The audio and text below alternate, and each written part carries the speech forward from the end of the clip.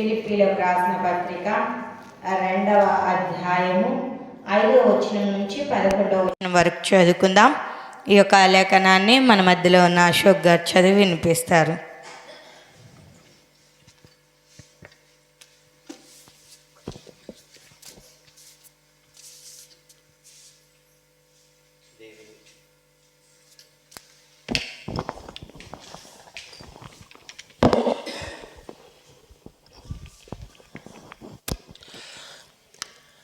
దేవుని పరిశుద్ధ గ్రంథం నుండి అపోస్తలుడైన పౌలు రాసిన పత్రిక 2వ అధ్యాయము 5 నుంచి 10 వచనాల వరకు చదువుకుందాం. క్రీస్తు యేసునకు కలిగిన ఈ మనసు మీరును కలిగి ఉండుడి. ఆయన దేవుని స్వరూపం కలిగిన వాడేయండి. దేవునితో సమానంగా ఉండుట విడిచిపెట్టకూడదని భాగ్యమని ఎంచుకొనలేదు కానీ మనుషుల పోలికగా పుట్టి దాసుని స్వరూపం ధరించుకుని తన్ను తానే రిక్తినిగా చేసుకునేను. మరియు ఆయన ఆకారమందు మనుషుడిగా కనబడి మరణం పొందినంతగా అనగా శిలువ మరణం పొందినంతగా విధేయత చూపిన వాడై తన్ను తాను తగ్గించుకునేను. అందుచేతను పరలోకమందున్న వారిలో కానీ భూమి మీద ఉన్న వారిలో కానీ భూమి క్రింద ఉన్న వారిలో కానీ ప్రతి వాని మోకాలును యేసు నామమున వంగునట్లును. దేవుడు చిన్ని వాక్యాన్ని దీవించి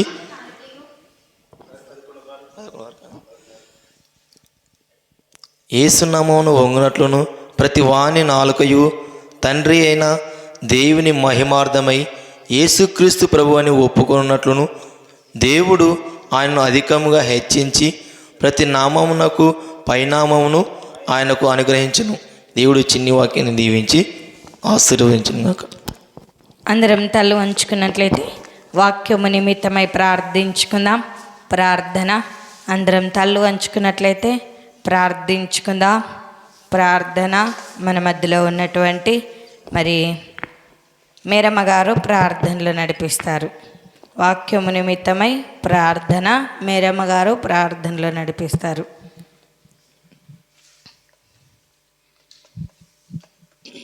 భూమిని ఆకాశాన్ని సమస్తాన్ని సృజించిన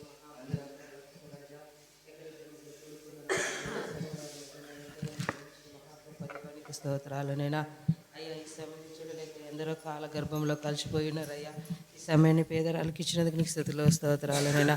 అయ్యా, నా తలంపులు నీ తలంపులు వంటివి కావు, నీ తలంపులు నా తలంపులు వంటివి కావని చెలవిచ్చవయ్యా. అయ్యా, నీ తలంపుల ప్రకారం మేము నడుచుకునేటకు సహాయం మాకు దయచేయమని నేను అడుగుచున్నామయ్యా. అయ్యా, ఇంతవరకు తండ్రి ఎంత చక్కటి స్వరాలతో తండ్రి ప్రభా నిన్ను స్తుతించి నేను గణపరిచి నేను మయంపరచవయ్యా.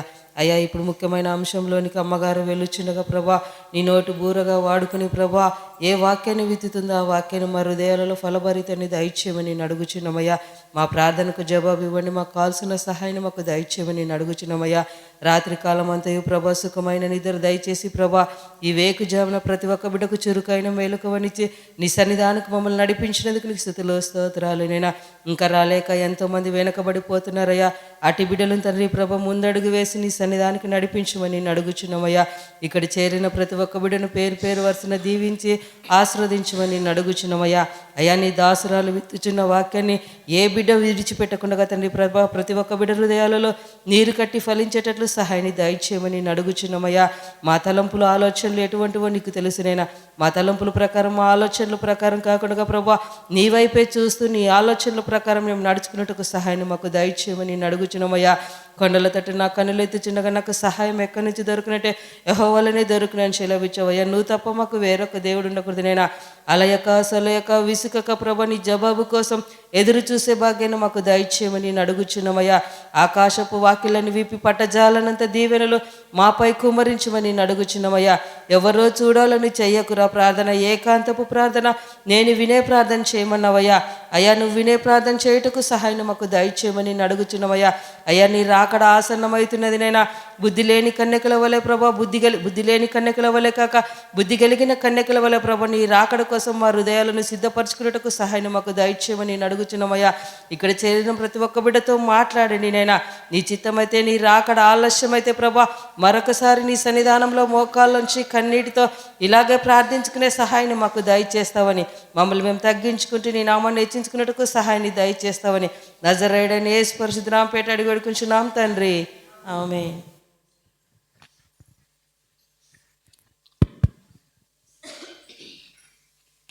ఈ యొక్క ప్రాతకాల ఆరాధన కార్యక్రమంకు ఏర్పాటు చేయబడినటువంటి లేఖన భాగాన్ని మనం చదువుకున్నాం. మన యొక్క అంశము ఏమిటి అంటే యేసు ప్రభువును గూర్చి కొద్ది నిమిషాలు మనం జ్ఞాపకం చేసుకుందాం. ఆయన ఎవరు, ఆయన ఎలా వచ్చాడు, ఆయన ఎందుకు వచ్చాడో కూడా కొద్ది నిమిషాలు జ్ఞాపకం చేసుకుందాం. మొట్టమొదటిగా ఆయన ఎవరు అంటే ఆయన గొప్పవాడండి, ఆయన పరిశుద్ధుడు అండి. ఆయన అన్ని నామముల కన్నా పైనామమైనటువంటి దేవుడండి. ఆయనకు సాటి ఏది కూడా లేదండి. అందుకోసమే చదువుబడిన లేఖనములలో మనము జ్ఞాపకము చేసుకున్నట్లయితే ఒకసారి చదవండి. యేసుక్రీస్తునకు కలిగిన ఈ మనసు మీరును కలిగియుండుడి. ఆయన దేవుని స్వరూపము కలిగిన వాడయుండి దేవునితో సమానముగా ఉండుట విడిచిపెట్టకూడని భాగ్యమని ఎంచుకొనలేదు గాని మనుష్యుని పోలికగా పుట్టి దాసుని స్వరూపము ధరించుకొని తన్ను తానే రిక్తునిగా చేసుకొనెను. మరియు ఆయన ఆకారమందు మనుషుడుగా కనబడి మరణము పొందినంతగా, అనగా సిలువ మరణము పొందినంతగా విధేయత చూపిన వాడై తన్ను తాను తగ్గించుకొనెను. అందుచేతను పరలోకమందున్న వారిలో కానీ, భూమి మీద ఉన్న వారిలో కానీ, భూమి కింద ఉన్న వారిలో కానీ ప్రతి వాని మోకాలు యేసు నామమున వంగునట్లు ప్రతి వాని నాలుకయు తండ్రి అయిన దేవుని మహిమార్థమైన యేసుక్రీస్తు ప్రభు అని ఒప్పుకొనున్నట్లును దేవుడు ఆయనను అధికముగా హెచ్చించి ప్రతి నామమునకు పైనామమును ఆయనకు అనుగ్రహించెను. చాలండి. ఆయన ఎవరు అంటే ఆయన గొప్ప దేవుడండి. నిజంగా ఆ గొప్ప దేవుణ్ణి కలిగిన నీవు ఎలా ఉన్నావో ఒక్కసారి జ్ఞాపకం చేసుకునే వారిగా ఉండాలి. ఆ గొప్ప దేవుని కలిగిన నీవు కూడా గొప్పవారిగా ఉండాలి అని ప్రభునామంన తెలియచేస్తూ ఉంటున్నాను. ఏ మనసు కలిగి ఉండాలి అంటే క్రీస్తు యేసునకు కలిగినటువంటి మనసు కలిగి ఉండాలంట. నిజంగా ఆయన అందరినీ ప్రేమించాడండి. ఆయన ఎలాంటి తారతమ్యము లేదండి. ఆయన అందరినీ ఒకే రీతిగా ప్రేమించాడు. నిజంగా మన ప్రేమలైతే కల్మషం ఉందా లేదా? ఉందండి. నిజంగా ఆయన చూపించే ప్రేమ ఎలాంటిది అంటే అగాపె ప్రేమ అండి. ఆయన పరమ తండ్రి అయి ఉన్నాడు. నువ్వు తప్పు చేసినా కూడా నిన్ను ప్రేమించాడు. ఆయన ఈ లోకానికి ఎందుకు వచ్చాడంటే నీ పాపములను కొట్టివేయడానికే వచ్చాడండి. నిజంగా అంత గొప్ప మనసును నువ్వు కలిగి ఉన్నావా? నీ కుమారుడు తప్పు చేశాడనుకో, వాడిని ఒక్కసారి శిక్షిస్తావు, 2 సార్లు శిక్షిస్తావు కదా. కానీ దేవుడు నువ్వు ఎన్నిసార్లు తప్పు చేస్తున్నా కూడా దేవుడు ఏం చేస్తున్నాడండి? క్షమిస్తూ ఉన్నాడు, ప్రేమతో దగ్గరికి తీస్తూ ఉన్నాడు. అయినా కూడా నువ్వు మారడము లేదండి. ఇంకా నీ బ్రతుకు ఎలా ఉంది అంటే పందిలాగానే ఉందండి. ఆ పంది బురదలో పొల్లొద్దు అని ఎంత పైకి తీసినా కూడా దాని స్వభావం ఏంటి? పోయి ఆ బురదలోనే మునిగిపోతుందండి. దేవుడు నిన్ను ఎంత క్షమిస్తూ ఉన్నా కూడా, ఎంత రక్షిస్తూ ఉన్నా కూడా, ఎంత ప్రేమిస్తూ ఉన్నా కూడా నువ్వేం చేస్తున్నావు? లోకం అనే పాపంలో మునగొద్దు, లోకం వైపు చూడొద్దు, లోక ఆశల్లో ఉండొద్దు అని దేవుడు వాక్య రూపంలో నీతో మాట్లాడుతూ ఉంటే కూడా నువ్వేం చేస్తున్నావు? నాకు లోకమే కావాలి అని లోకమును వెంబడిస్తూ ఉన్నామండి. కానీ మనం ఏం చేయాలంటే గొప్ప దేవుణ్ణి ఆరాధించే ఆరాధికులముగా ఉండాలి. నిజంగా ఈ క్రిస్మస్ దినాల్లో నుంచి అయినా, ఈ యొక్క క్రీస్తు దినాల్లో నుంచి అయినా, ఈ ఆనంద మాసంలో నుంచి అయినా క్రీస్తును కలిగి జీవించాలి. క్రీస్తును ఆరాధించే ఆరాధికులముగా ఉండాలి. ఆనాడు గొర్రెల కాపరులు ఏం చేశారండి? దేవుణ్ణి స్తుతించారండి. ఈనాడు నువ్వు స్తుతిస్తూ ఉన్నావా? ఒక్కసారి జ్ఞాపకం చేసుకుందాం. గొల్లలు మరి నిజంగా ఒక్కసారి నీ జీవితం ఎలా ఉందో ఒక్కసారి ఆత్మ పరిశీలన చేసుకుందాం. అజ్ఞానులైన వారిని దేవుడు ఏం చేసుకున్నాడు? ఆయనను స్తుతించడానికి ఏర్పాటు చేసుకున్నాడండి. నిజంగా ఒక్కసారి ఆయన ఎవరు అంటే ఆయన గొప్ప దేవుడు. ఆయన పిల్లలమైన మనము కూడా గొప్పవారిగా ఉండాలి. ఆయన ఎలా గొప్పవాడు అంటే అందరినీ కూడా ప్రేమించే తత్వం ఉందండి. నువ్వు ఎన్నిసార్లు తప్పు చేసినా, ఎంత పాపము చేసినా కూడా ఆయన నిన్నేం చేస్తున్నాడు? దగ్గరికి తీస్తూనే ఉన్నాడు. కానీ నీలో మాత్రం ఏమి లేదు? మార్పు లేదండి. మార్పు లేని జీవితము శుద్ధ దండగా అండి. అవి సున్నం కొట్టినటువంటి సమాధులతో సమానము అనేది జ్ఞాపకం చేసుకునేవారిగా ఉండాలి. నిజంగా నీ జీవితంలో మార్పు రావాలండి. ఈ లోకం అంధకారంలో ఉన్నప్పుడు దేవుడు ఈ లోకంలో ఉద్భవించాడండి. ఆయన ఉద్భవించగానే, ఆయన జన్మించగానే, ఆయన జన్మ వలన నీకు నాకు లోకమంతటికి కూడా వెలుగు కలిగిందండి. కానీ వెలుగులో నడచకుండా ఇంకా చీకటినే నడుస్తూ ఉంటున్నావు, చీకటినే ఆస్వాదించాలి అని చూస్తూ ఉంటున్నావు. నిజంగా నీ జీవితంలో మార్పు ఉందా?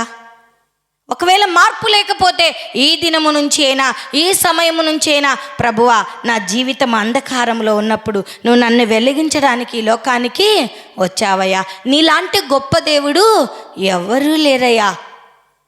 నీలాంటి ప్రేమించేవారు ఏ దేవుడు లేరు. నిజంగా కన్న తల్లిదండ్రులు కూడా నిన్నింతగా ప్రేమించరేమో, కానీ నిన్ను నన్ను కూడా కన్న తండ్రి కంటే ఎక్కువగా ముదిమి వచ్చు వరకు ఆయన ఎత్తుకొని ముద్దాడుతూనే ఉన్నాడండి. నిజంగా ఎంత గొప్ప దేవుడో ఒక్కసారి జ్ఞాపకం చేసుకుందామండి. రెండోదిగా ఆయన ఎలా వచ్చాడో ఒకసారి జ్ఞాపకం చేసుకుందాం. ఫిలిప్పీలకు రాసిన పత్రిక 2వ అధ్యాయము 7వ వచనమును మాత్రము జ్ఞాపకం చేసుకుందామండి. ఆయన ఆకారమందు మనుష్యునిగా కనబడి మరణము పొందునంతగా, అనగా సిలువ మరణము పొందునంతగా, 7వ వచనమును మాత్రం, మనుషుల పోలికగా పుట్టి దాసుని స్వరూపము ధరించుకొని తన్ను తానే రిక్తునిగా చేసుకొనెను. ఆయన ఎలా వచ్చాడంట? ఎలా వచ్చాడండి? దాసుని స్వరూపము ధరించుకొని వచ్చాడండి. ఎంతగా తగ్గించుకొని వచ్చాడో చూడండి. రాజు, గొప్పవాడు, అన్ని నామముల కన్నా పైనామమైన దేవుడు. కానీ ఆయన ఎందుకు ఎలా వచ్చాడు? నీ కోసము దాసుని స్వరూపము ధరించుకొని లోకానికి వచ్చాడండి. తన్ను తాను రిక్తునిగా చేసుకున్నాడండి. ఎంతగా తగ్గించుకున్నాడో చూడండి. నీలో తగ్గింపు స్వభావం ఉందా?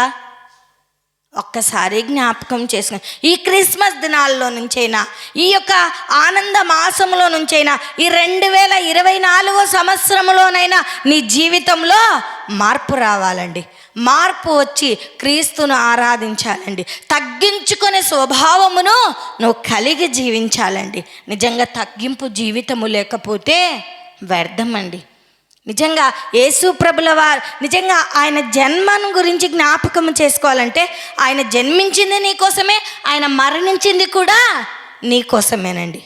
ఎంతగా తగ్గించుకున్నాడో ఒకసారి జ్ఞాపకం చేసుకున్నా. ఆయన ఎందుకంటే ఆయన సృష్టికర్తనండి. కానీ సృష్టికర్తను ఆరాధించకుండా, సృష్టికర్తను స్మరణకు తెచ్చుకోకుండా సృష్టిని ఆరాధిస్తూ ఉంటున్నామండి. ఎంత అవివేకం ఒక్కసారి జ్ఞాపకం చేసుకుందాం.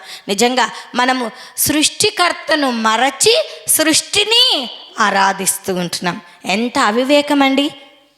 నిన్ను సృష్టించినటువంటి సృష్టికర్తను నువ్వు ఆరాధించే బిడగా ఆయన ఎలా వచ్చాడు అంటే తగ్గించుకొని దాసుని స్వరూపము ధరించుకొని వచ్చాడు. అందుకోసమే లేఖనంలో ఒకసారి జ్ఞాపకం చేసుకున్నామండి. మీకా గ్రంథము 5వ అధ్యాయము 2వ వచనాన్ని జ్ఞాపకం చేసుకుందాం.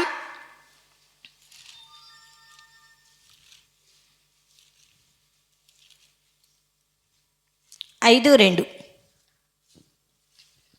బెత్లెహేమ ఎఫ్రాతా యూదా వారి కుటుంబములలో నీవు స్వల్పమైన గ్రామమైనను నా కొరకు ఇశ్రాయేలుని ఏలబోవు వాడు నీలో నుండి వచ్చును. పురాతన కాలము మొదలుకొని శాశ్వత కాలము ఆయన ప్రత్యక్షమగుచు ఉండెను. పురాతన కాలము మొదలుకొని శాశ్వత కాలము ఆయన ప్రత్యక్షమగుతూ వస్తూ ఉన్నాడంట. నిజంగా ఎఫ్రాతా అనగా సమృద్ధి, రొట్టెల గృహము. నిజంగా ఒక్కసారి జ్ఞాపకం చేసుకుంటున్నాం. ఇక్కడ మనము జ్ఞాపకం చేసుకున్నట్లయితే యూదావారి కుటుంబంలో నీవు స్వల్పమైన గ్రామం, నిజంగా చిన్న గ్రామంలోనే దేవుడు తగ్గించుకొని జన్మించాడండి. బెత్లెహేమ ఎఫ్రాతా యూదావారి కుటుంబములలో నీవు స్వల్పమైనను నా కొరకు స్వల్పమైన గ్రామమైనను నా కొరకు ఇశ్రాయేలుని ఏలబోవాడు నీలో నుండి వచ్చును. నిజంగా ఆయన ఎంతగా తగ్గించుకున్నాడు. ఎలా వచ్చాడు అంటే దాసుని స్వరూపము ధరించుకుని లోకంకి వచ్చాడండి. నిజంగా ఆ దాసును కలిగి జీవిస్తూ ఉంటున్నావా? ఒక్కసారి జ్ఞాపకం చేసుకుందామండి. మూడోదిగా జ్ఞాపకం చేసుకున్నట్లయితే ఆయన ఎందుకు వచ్చాడో జ్ఞాపకం మొట్టమొదటిగా ఆయన ఎవరు అంటే ఆయన గొప్ప దేవుడు అండి. ఆయన ఆది సంభూతుడు అండి. ఆయన ప్రేమ అగాపె ప్రేమ అండి. నిజంగా నువ్వు ఆ గొప్ప దేవుణ్ణి ఆరాధిస్తూ ఉన్నావా? ఒక్కసారి జ్ఞాపకం చేసుకుందాం.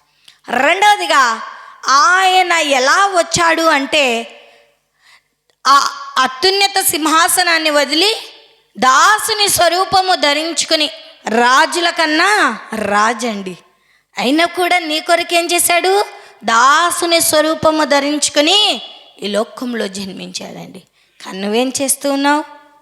ఆ దాసుని కలిగి జీవించాలి. సృష్టికర్తను మరిచి సృష్టిని ఆరాధించే బిడగా ఉంటున్నావు. నిజంగా మూడోది ఆయన ఎందుకు వచ్చాడు అంటే యోహాను సువార్త 1వ అధ్యాయము 1వ వచనం నుంచి ఒకసారి చదువుకుందామండి. ఆది యందు వాక్యముండెను, వాక్యము దేవుని యొద్ద ఉండెను, వాక్యము దేవుడయ్యుండెను. ఆయన ఆది యందు దేవుని యొద్ద ఉండెను. సమస్తము ఆయన మూలముగా కలిగెను. కలిగి ఉన్నది ఏదియు ఆయన లేకుండా కలగలేదు. నువ్వు కలిగి ఉన్నావంటే ఆయన వలన మాత్రమే కలిగి ఉన్నది ఏది కూడా ఆయన లేకుండా మాత్రము కలగలేదండి. చదవండి. ఆయనలో జీవముండెను, ఆ జీవము మనుషులకు వెలుగై ఉండెను. ఆ వెలుగు చీకటిలో ప్రకాశించుచు ఉన్నది, కానీ చీకటి దాన్ని గ్రహింపకుండెను. దేవుడు ఈ లోకంలో ప్రకాశిస్తూ ఉన్నాడు, కానీ చీకటిలో ఉన్నాం కదా, వెలుగును గ్రహించలేక ఉంటున్నామండి. ఎంత అవివేకమో ఒకసారి జ్ఞాపకం చేసుకుందాం. వాక్యాన్ని చాలా జాగ్రత్తగా పరిశీలించినట్లయితే చదవండి అన్న. దేవుని యొద్ద నుండి పంపబడిన ఒక మనుష్యుడు ఉండెను, అతని పేరు యోహాను. అతని మూలముగా అందరూ విశ్వసించినట్లు అతడు ఆ వెలుగును గూర్చి సాక్ష్యమిచ్చుటకు సాక్షిగా వచ్చెను. అతడు ఆ వెలుగై ఉండలేదు, కానీ ఆ వెలుగును గూర్చి సాక్ష్యమిచ్చుటకు వచ్చెను. నిజమైన వెలుగుండెను, అది లోకములోనికి వచ్చుచు ప్రతి మనుషుణ్ణి వెలిగించుచూ ఉన్నది. ఆయన ఎందుకు వచ్చాడంట? నిన్ను వెలిగించడానికి వచ్చాడంట. అవునా కదా? ఆయన ఎందుకు వచ్చాడండి? నువ్వు అంధకార స్థితిలో ఉన్నావు, నువ్వు పాపపు స్థితిలో ఉన్నావు, నువ్వు చీకటిలో మగ్గిపోతూ ఉన్నావు కనుక ఆయన నిన్ను నన్ను మన అందరినీ కూడా వెలిగించడానికి వచ్చాడండి. నువ్వు వెలుగుతూ ఉన్నావా? ఒక్కసారి జ్ఞాపకం చేసుకో. పాటలు చాలా చక్కగా పాడతాం కదా, పాడతారా లేదా? వెలుగును గురించి పాడమా? పాడతామండి. కానీ ఆ వాక్యానికి తగినట్టుగా, ఆ పాటకు తగినట్టుగా మన జీవితాన్ని మలుచుకుంటున్నామా? ఒక్కసారి జ్ఞాపకం చేసుకుందాం. నా దీపము యేసయ్యా నీవు వెలిగించినావు, సుడిగాలిలోనైనా జడివానలోనైనా ఆరిపోదులే నీవు వెలిగించిన దీపము, నీవు వెలిగించిన దీపము, నీవు వెలిగించిన దీపము, నా దీపము యేసయ్యా నీవు వెలిగించినావు. ఏదండి నీ దీపము? నీ జీవమే నీ దీపం అండి. దీపం ఉండగానే ఇల్లు చక్కబెట్టుకోవాలండి. నీలో జీవం ఉండగానే, నీలో ఆత్మ ఉండగానే నీ జీవితాన్ని సరి చేసుకోవాలండి. చీకటి ఉంటే సరి చేసుకుంటామా? ఎక్కడ ఉన్నది అక్కడే వదిలేస్తామండి. జ్ఞాపకం చేసుకుందాం. నీ జీవితము చీకటిలో ఉంది కనుకనే ఆయన ఈ లోకానికి ఎందుకు వచ్చాడంటే నిన్ను వెలిగించడానికి వచ్చాడు. ఆ వెలుగును పొందుకున్న నీవు నీ జీవితాన్ని సరి చేసుకోవాలి. నీలో పాపం ఉందా, అసూయ ఉందా, అబద్ధము ఉందా, మరి ఎలాంటి స్థితిలోనే ఉన్నావో ఒక్కసారి జ్ఞాపకం చేసుకున్నా. నీలో ఇంకా ఇతర అలవాట్లు ఏమైనా ఉంటే, ప్రభువుకు అసహ్యకరమైన జీవితము ఏదైనా ఉంటే దాన్ని తీసివేసుకొని యేసయ్యలో నువ్వు వెలుగుతూ ఉండాలంట. ఎన్ని సుడిగాలు లాంటి సమస్యలు వచ్చినట్టుగా కూడా నువ్వు ఆరిపోకూడదంట. నీ దీపము వెలుగుతూనే ఉండాలంట. ఇంకా ఏం నువ్వు ఎక్కడ కూడా కృంగిపోకూడదంట. నిజంగా యేసయ్య నిన్ను వెలిగించాడు గనక, నువ్వు లోకంలో ఉన్నావు గనక నువ్వు అందరినీ కూడా యేసయ్య యొద్దకు నడిపించి అందరినీ కూడా వెలిగించే కుమారుడిగా, కుమార్తెగా ఉండాలండి. అనుకుంటుంటాం, ఏదో నాకు సమస్య కలిగింది, ఇంకా నా జీవితం మారిపోవాలి అనుకుంటుంటారు. అవునా కదా? ఇంకేం బాధలేండి, నేను బ్రతికి ఉన్నదండగా, ఇంకా నాలో ఎలాంటి మార్పు రావట్లేదు, ఇంకా నేను చావాలి, నా కుటుంబంలో సమస్య అనుకుంటున్నాను. ఆరిపోకూడదండి నీ దీపము. నీ దీపము వెలిగించాడు దేవుడు. ఈ దీపము సుడిగాలులు వచ్చినా, జడివానలు వచ్చినా ఆరిపోకుండా, సమస్యలు ఎన్ని వచ్చినా కూడా ఆయనలో వెలుగుతూనే ఉండాలి. నువ్వు వెలుగుతూ అనేకులను వెలిగించే బిడలుగా ఉండాలి. వెలిగించిన దీపము మంచము కింద పెట్టరు, కుంచము కింద పెట్టరు. దాన్ని ఎక్కడ పెడతారండి? దీపస్తంభం. ఎందుకు? అందరికీ వెలిగించడానికండి. దేవుడు నిన్ను వెలిగించాడు. ఒక దీపస్తంభముగాను ఉంటూ అందరినీ వెలిగించే కుమారుడిగా, కుమార్తెగా నీవు నేను మనమందరము కూడా ఉండాలి అని ప్రభునామంన తెలియజేస్తూ ఉంటున్నాను. మరి జ్ఞాపకం చేసుకున్నట్లయితే బుద్ధివంతులు ఎలా ఉంటారంట? ఎలా ఉంటారండి బుద్ధివంతులైతే? దానియేలు గ్రంథము 12వ అధ్యాయము 3వ వచనం.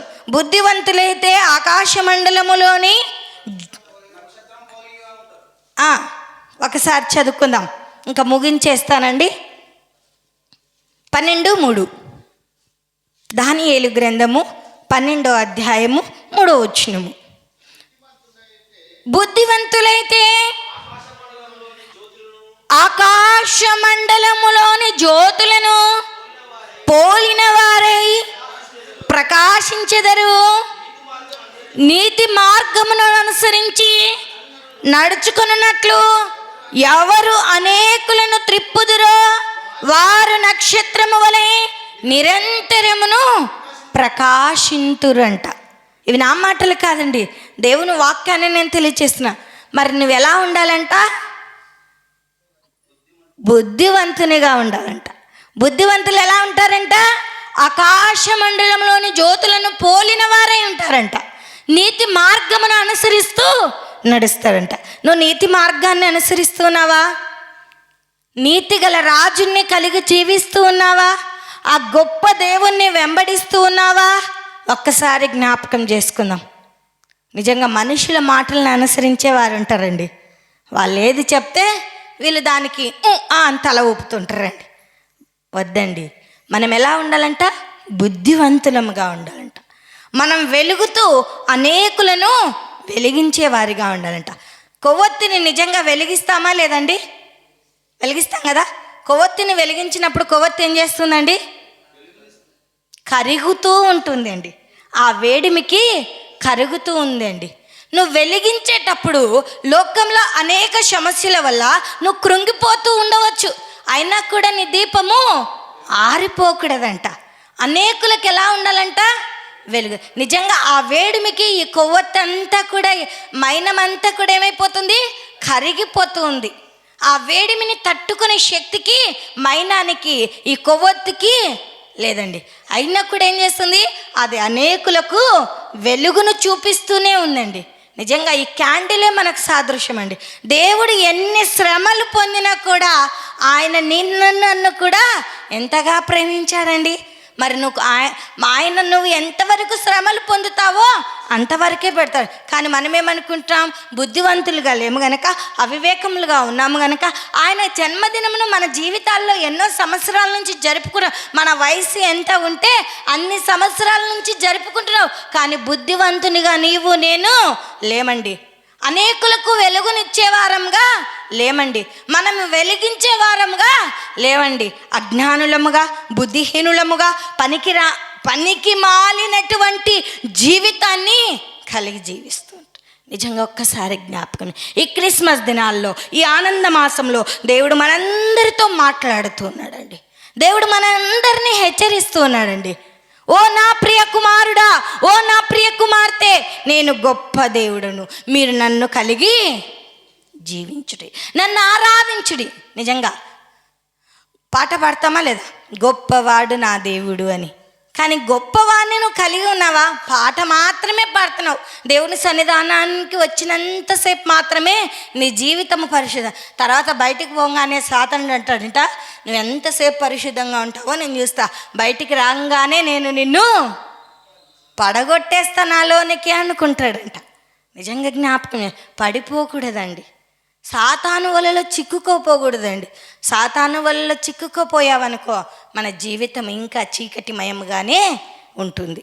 అందుకోసమే గొప్ప దేవుణ్ణి నువ్వు ఆరాధించే బిడగా ఉండాలి అని జ్ఞాపకం చేసుకునే వారిగా ఉండాలి అని ప్రభునామం తెలుసిన. నిజంగా జ్ఞాపకం. మన టాపిక్ ఏంటండి? యేసు ప్రభువును గూర్చినటువంటి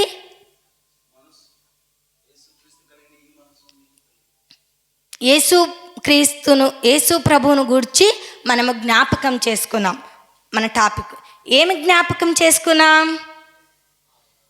ఆయన గొప్పవాడు, ఆయన అగాపే ప్రేమ కలిగిన వాడు, ఆయన తగ్గించుకున్న దేవుడు, ఆయన గొప్పవాడు అని, అన్నిటికన్నా ముఖ్యంగా ఆయన గొప్పవాడు అని జ్ఞాపకం చేసుకున్నాం. రెండోది, ఆయన ఎలా వచ్చాడో కూడా జ్ఞాపకం చేసుకున్నాం. ఆయన ఎలా వచ్చాడండి? దాసుని స్వరూపము ధరించుకొని తన్ను తాను రిక్తునిగా చేసుకొని లోకంకు వచ్చను అని మనం చూస్తుంటాం. మూడు పాయింట్లు చెప్పానండి. ఆయన ఎందుకు వచ్చాడు అంట? నిన్ను నన్ను వెలిగించడానికి వచ్చాడండి. అంధకార స్థితము, వెలుగు దేవునికి సాదృశ్యంగా ఉంది, చీకటి సాతానునకు సాదృశ్యంగా ఉంది. నీలో ఉన్న చీకటి పారతోయాలని, నీలో ఉన్న సాతాను శక్తులు వెడలిపోవాలని ఆయన నిన్ను వెలిగించడానికి వచ్చాడండి. నిజంగా ఆ వెలుగును ఆస్వాదిస్తూ ఉన్నావా? ఆ వెలుగులో నడుస్తూ ఉన్నావా? పాట పాడతాం కదా, యేసు నీ వెలుగులో నడిచెదను అని.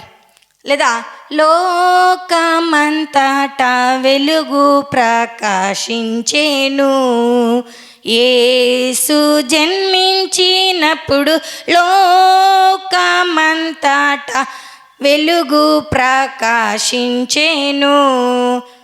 యేసు జన్మించినప్పుడు లోకమంతట కూడా వెలుగు ప్రకాశించిందంట. నిజంగా నువ్వు వెలిగించాలండి. నిజంగా ఇంతవరకు నీ జీవితము అంధకారంలో ఉందేమో, చీకటిలో ఉందేమో. ఆ చీకటిని పారదోలడానికే దేవుడు ఈ లోకంలోనికి వెలుగుగా వచ్చి నిన్ను నన్ను కూడా వెలిగించాడు అనేది జ్ఞాపకం చేసుకునే వారిగా ఉండాలి. దేవుడు చిన్ని వాక్యాన్ని మనందరి వెనికిడిలో దీవించి ఆశీర్వదించునుగాక. అందరం తల్లు వంచుకున్నట్లయితే ప్రార్థించుకుందాం. ప్రార్థన. అందరం తల్లు వంచుకున్నట్లయితే ప్రార్థించుకుందాం. ప్రార్థన. మన మధ్యలో ఉన్నటువంటి పెద్దలు ప్రార్థనలో నడిపిస్తారు. ప్రభుదాసయ్య గారు ప్రార్థనలో నడిపిస్తారు. ప్రేమగలనైన జీవంగల తండ్రి, పరిశుద్ధుడు పరిశుద్ధుడు పరిశుద్ధుడు వేల దూతల చేత కొనియాడుచున్న మా యొక్క గొప్ప తండ్రి ప్రభువం, ఈ వాక్యంలో మాకు విత్తివే వాక్యంలో మాకు తెలివి జ్ఞానం మాకు సాయం చేస్తామని అడుగుచున్నాం తండ్రి ప్రభువం. ఎన్ని తలిసినా ఏది అడిగినా జరిగేది నీ చిత్త ప్రకారమే ప్రభువ. ఎక్కడ ఇద్దరు ముగ్గురు కూడి నా నామస్వరాలు ఇస్తారో వాళ్ళ మధ్యలో ఉంటావు అని చెలవిచ్చిన గొప్ప తండ్రి ప్రభువ. సైతాన్ సోదలేక కాచి కాపాడుదించి మా యొక్క గొప్ప తండ్రి ప్రభువ, ఈ వాక్యమున మాకు తెలివి జ్ఞానం మాకు సాయం చేస్తామని నజరైన యేసు